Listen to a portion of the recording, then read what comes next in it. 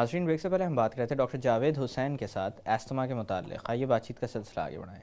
Doctor صاحب، جیسے کہ ایستھما کے علاج کا تذکرہ ہو رہا تھا، آپ نے انہیلرز کا ذکر کیا. آپ نے بتایا تھا کہ تیسری دنیا کے جو ممالک ہیں یا ترقی پذیر ممالک جو ہیں وہاں پہ کافی رکاوٹیں آتی ہیں انہیلرز جب تجویز کیے جاتے ہیں. اس حوالے سے میں آپ سے جاننا چاہوں گا کہ اس میں سب سے بڑی رکاوٹ مریضوں کی یہ سوچ ہوتی ہے کہ کہیں انہیلرز کی عادت تو نہیں لگ جائے گی. کیا عادت لگتی ہے یا عادت لگنے والی دوائیں دی جاتی ہیں انہیلرز کے ذریعے؟ دیکھیں جی، پورے استھما کے علاج میں کوئی ایسی دوا نہیں، اور خاص طور پہ انہیلرز میں تو بالکل ہی ایسی کوئی دوا نہیں ہوتی جس سے عادت لگے. عموماً جو مسکنسیپشنز ہیں، جو غلط خیالات لوگوں کے ہیں، وہ ہیں کہ جی اول تو پہلا مریض کہتا ہے جی آپ انہیلر کی جگہ کوئی اور دوائی دے دیں، گولی دے دیں. تو ان کو سمپل چیز جو میں کوشش کرتا ہوں بتانا، اور عموماً اس سے کافی فائدہ ہوتا ہے کہ جی ایستھما میں پرابلم آپ کی سانس کی نالیوں کی تنگی ہے. جی، اگر آپ ٹیبلٹ لیں گے یا انجیکشن لیں گے، وہ پہلے آپ کے پیٹ میں جائے گا، پھر خون میں جائے گا، پھر پورے جسم میں گھوم کے ایونچولی آپ کی سانس کی نالی میں جائے گا. جب آپ انہیلر لیں گے تو وہ سیدھا ڈائریکٹلی آپ کی سانس کی نالی میں جائے گا اور اس کا اثر ود ان سیکنڈ شروع ہو جائے گا. تو ایک یہ بڑی عام چیز استعمال کرتا ہوں، ایک ایگزامپل جس سے بہت سے لوگ تو مان جاتے ہیں، مگر پھر بھی ہمیں کافی مشکلات پیش آتی ہیں کہ جی وہ یہی سمجھتے ہیں کہ جی اس کی عادت پڑ جائے گی، اور عموماً یہ اینڈ سٹیج پہ دی جاتی ہے کہ اگر یہ ایک بار دے دیا تو پھر کبھی بھی ان سے چھٹکارا نہیں ملے گا. اور یہ بالکل غلط کانسیپٹس ہیں. یا یوں سمجھنا کہ یہ اسی طرح کی غلط فہمی ہے جو ڈائبٹیز کے علاج میں انسولن تجویز کرتے ہیں. بالکل ایگزیکٹلی، بالکل. صاحب اسی طرح سے اسٹیرائڈس کا خاصا ذکر آتا ہے جب ہم ایستھما کے علاج کی بات کرتے ہیں. تو اسٹیرائڈس کا کیا رول ہے، اور اسٹیرائڈس کے بارے میں کیونکہ ڈاکٹرز نے ہی مریضوں کو ڈرایا بھی ہے کسی حد تک، تو کافی سوال اٹھتے ہیں جب اسٹیرائڈس تجویز کیے جاتے ہیں. انفیکٹ انہیلرز میں بھی جب اسٹیرائڈس ہوتے ہیں تو لوگ کہتے ہیں کہ یہ ہم استعمال کریں، بہت گھبرا جاتے ہیں. بالکل. دیکھیں جی، اسٹیرائڈز یا سمپل زبان میں جس کو کورٹیزون کہتے ہیں، جی کورٹیزون کا انجیکشن یا کورٹیزون کا ٹیکہ ایک بڑا اہم گروپ ہے دوائیوں کا جو میڈیسن میں بہت سارے مختلف کنڈیشنز میں دیا جاتا ہے. ایستھما میں اس کی سب سے امپورٹنٹ دوا اسٹیرائڈز ہے. اور اس کی وجہ یہی ہے کہ یہ سب سے اسٹرانگسٹ اور سب سے بہترین سوزش کو کم کرنے کی دوا ہے، یعنی اینٹی انفلیمیٹری دوا ہے. اور ایستھما میں جو مین پرابلم ہے جس کی وجہ سے سارے سمٹمز ہوتے ہیں وہ سانس کی نالیوں میں سوزش ہے، جس کی وجہ سے سانس کی نالیاں تنگ ہو جاتی ہیں. تو اس کے لیے تو سب سے بہتر دوا اسٹیرائڈز یا کورٹیزون ہے. اور اس کی بھی کوئی عادت نہیں پڑتی ہے، اس میں بھی کوئی ایڈکٹیو کوالٹی نہیں ہے. اور اس میں بھی یہ کانسیپٹ کہ جی بالکل اینڈ سٹیج دوا ہے، وہ بھی بالکل غلط ہے. عموماً اس میں دی جاتی ہے. انہیلرز میں اسٹیرائڈز کی کانسنٹریشن بے حد کم ہوتی ہے، جس کا پرائمریلی ایفیکٹ جو ہے مینلی سانس کی نالیوں پہ ہی ہوتا ہے. جسم کے باقی حصوں میں اس کے ایفیکٹ ہونے کے چانسز بہت ہی کم ہیں.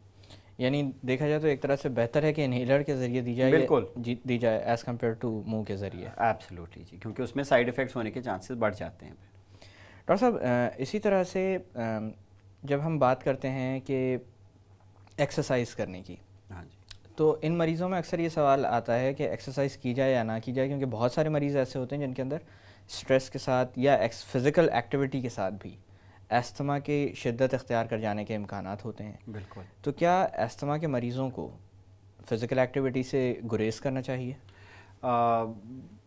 ایستھما کے پیشنٹس کے لیے ایکسرسائز بے حد ضروری ہے.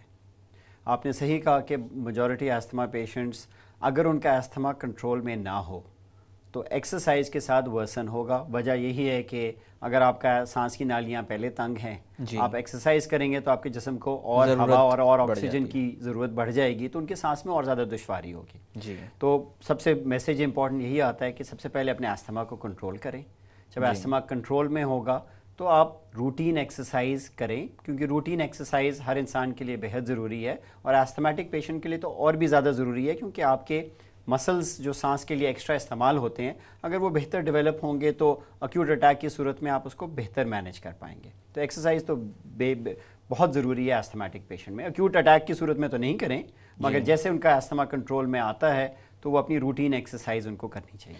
ڈاکٹر صاحب اسی طرح سے کون کون سی ایسی ایمرجنسیز ہیں جو کہ ایستھما کے مریضوں میں پیش آ سکتی ہیں، اور خدا نخواستہ کسی مریض کے ساتھ کوئی ایمرجنسی ہوئی ہو تو آس پاس کے لوگوں کو فرسٹ ایڈ کس طرح کی دینی چاہیے؟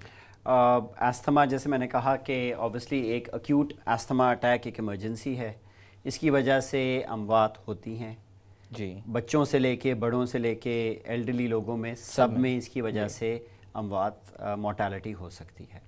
تو اکیوٹ اٹیک کی صورت میں اگر بھی کسی کو لگے کہ سانس میں رکاوٹ ہو رہی ہے اور استھما کا مریض ہے تو پہلی تو یہ چیز ہے کہ اگر پاسبل ان کے آس پاس انہیلر موجود ہو, جو عموماً کہتے ہیں سیلبیوٹامول ایک دوا ہے جس کا اثر ود ان سیکنڈس ہوتا ہے, اور ہر اپنے ایستھمیٹک پیشنٹ کو تو میں تو یہ ہدایت کرتا ہوں عموماً یہ بلو رنگ کے انہیلر ہوتا ہے کہ جو نیلا والا انہیلر ہمیشہ آپ کی جیب میں موجود ہو, آپ سڑک پہ کہیں پہ جا رہے ہوں آپ کے پاس موجود ہو جی کہ اگر خدا نخواستہ آپ ٹریفک میں ہیں, ایک دم سے استھما کا اٹیک ہوتا ہے, آپ کو جگہ تو ملے گی نہیں کہیں ہسپتال جانے کے لیے, تو فوراً آپ اپنی جیب سے انہیلر لگا کے فوری استعمال کریں گے تو واس میجورٹی میں استھما کا اٹیک اپنی شدت پہ نہیں آئے گا.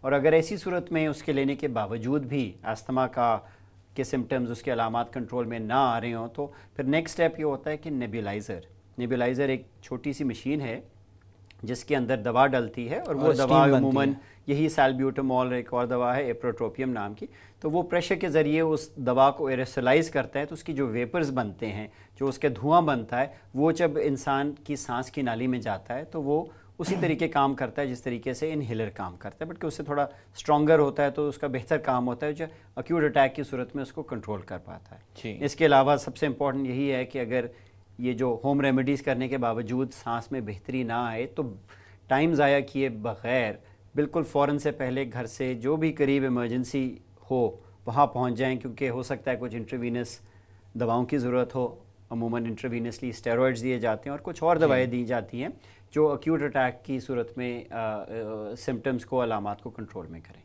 ڈاکٹر صاحب اسی طرح سے استھما کو لے کر ایک خیال یہ بھی پایا جاتا ہے کہ استھما کا علاج کروانے کی یا استھما پر کسی بھی طرح کا کوئی بھی ادویات کے استعمال کی ضرورت اس وقت پڑتی ہے جب اٹیک ہوتا ہے.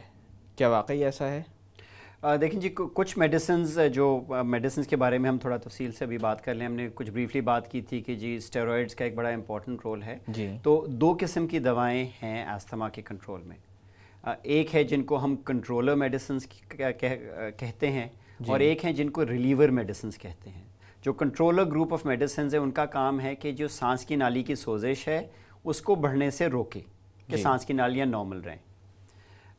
جب سانس کی نالیاں نارمل رہیں گی تو اٹیک ہونے کے چانسز بہت کم ہیں, کہ اگر آپ کی آب و ہوا میں ایسے ٹریگرز موجود ہیں اور مثلا ڈسٹی انوائرمنٹ میں اور آپ کا استھما کنٹرول میں ہے تو وہ ٹریگرز آپ کو استھما کا اٹیک نہیں کریں گے. اگر آپ کی سانس کی نالیوں میں سوزش موجود ہے, آپ ڈسٹی انوائرمنٹ میں گئے تو ود ان سیکنڈز میں آپ کی ایک دم سے استھما کا اٹیک ہو جائے گا. تو وہ کنٹرولر گروپ آف میڈیسنز ایک مینٹیننس میڈیسن ہے جو ہم کہتے ہیں کہ باقاعدہ once a day majority twice a day inhalers ہوتے ہیں جو کورٹیزون کے انہیلرز ہوتے ہیں کہ وہ استعمال کریں کہ وہ استھما کی جو سانس کی نالی کی سوزش ہے وہ کنٹرول میں رہے.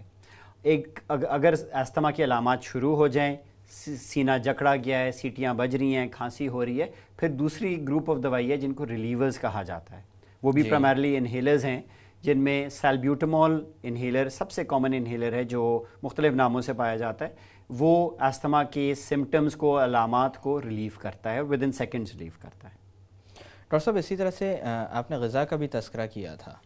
غذا کا کیا رول ہوتا ہے اور کس طرح کی غذا سے ان مریضوں کو پرہیز کرنا چاہیے؟ کیونکہ استھما کی جب بات آتی ہے تو بہت ساری ایسی چیزیں ہیں جن سے مریض خود اپنے آپ کو اس بات کا پابند کر دیتے ہیں کہ وہ ان کو کھانی نہیں ہے. بالکل جی, یہ ایک اور بڑا امپورٹنٹ پوائنٹ آپ نے ریز کیا کہ لوگوں کے بہت سارے پرانے خیالات ایسے موجود ہیں جو مس کانسیپٹس ہیں کہ جی سب سے, میں تو بولوں گا کہ اکراس دا بورڈ کسی بھی سوشل سٹریٹا سے مریض آئے تو ان کے 5 یا 6 یہ چیزیں ہیں کہ جی وہ جوس نہیں پیتے, ٹھنڈا پانی بند کر دیتے ہیں, وہ چاول کھانے بند کر دیتے ہیں, وہ دہی کھانا بند کر دیتے ہیں, وہ دودھ پینا چھوڑ دیتے ہیں.